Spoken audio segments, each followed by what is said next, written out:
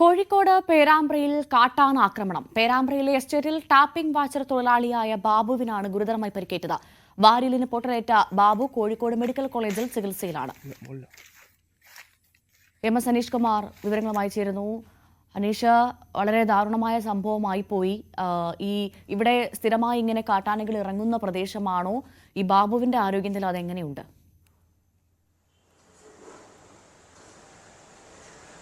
സ്ഥിരമായി കാട്ടാനകൾ ഇറങ്ങുന്ന ഇടമാണ്. ഇന്നലെ രാത്രിയും വലിയൊരു കാട്ടാനക്കൂട്ടം സ്ഥലത്തേക്കെത്തി. ആദ്യം ഏതാണ്ട് 10-നടുത്ത് കാട്ടാനകൾ എസ്റ്റേറ്റിലൂടെ പോയിരുന്നു. അവയിൽ കുറച്ച് ആനകൾ മടങ്ങി. പിന്നീട് 3 ആനക്കൂട്ടം അവിടെ ഉണ്ടായിരുന്നു എന്നാണ് മനസ്സിലാക്കാൻ കഴിയുന്നത്. ബാബു എസ്റ്റേറ്റിലെ തൊഴിലാളിയും ഒപ്പം താൽക്കാലിക വാച്ചറായും ജോലി നോക്കുന്ന ആളാണ്. അദ്ദേഹം സുഹൃത്തുക്കളും ചേർന്ന് ഈ കാട്ടാന കൂട്ടത്തെ തുരത്താൻ ശ്രമിക്കുന്നതിനിടെയാണ് ആനകൾ തിരിഞ്ഞതെന്നാണ് മനസ്സിലാക്കാൻ കഴിയുന്നത്. എന്തായാലും അദ്ദേഹത്തോടൊപ്പം ഉണ്ടായിരുന്ന ഒരാൾ കൂടി നമ്മോടൊപ്പമുണ്ട്.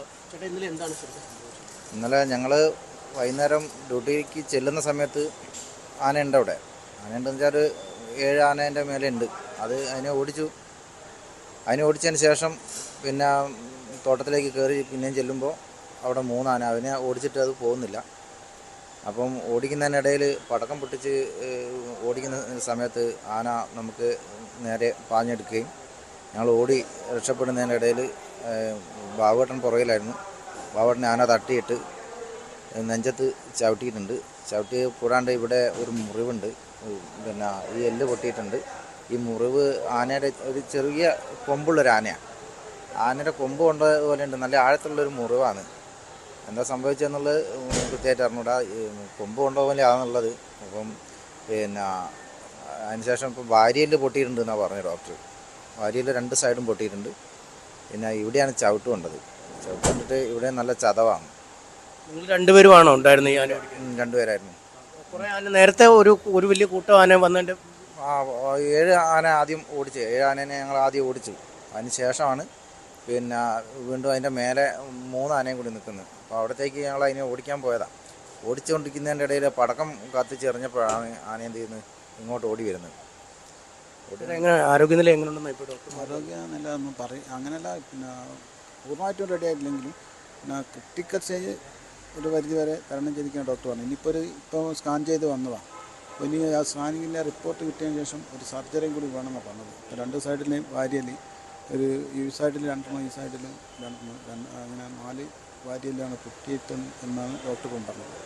അപ്പോൾ അത് ഇപ്പോൾ ഇതിൻ്റെ സ്കാനിങ്ങിൻ്റെ റിപ്പോർട്ട് കിട്ടിയതിന് ശേഷം ഒരു സർജറിയുടെ കൂടി പറഞ്ഞത്. ഇപ്പം ട്യൂബ് ഇട്ടതാണ്. ഇതിൽ ലെൻസിലേക്ക് ബ്ലഡ് ഇറങ്ങുന്നുണ്ട്. അപ്പോൾ അതിനു വേണ്ടി ഇപ്പോൾ ചെറിയൊരു സർജറി കഴിഞ്ഞിട്ട് സൈഡിൽ ട്യൂബ് ഇട്ടിട്ട് അത് ഈ ട്യൂബ് കൂടി പുറത്തേക്ക് കഴിഞ്ഞിട്ട് എങ്ങനെയാണ്? വലിയ ശല്യമാണോ നിങ്ങളുടെ ഭാഗത്ത് ഈ ആനയുടെ? അതെ, എനിക്ക് ഇതിനെപ്പറ്റി ഒന്നും അറിയാം.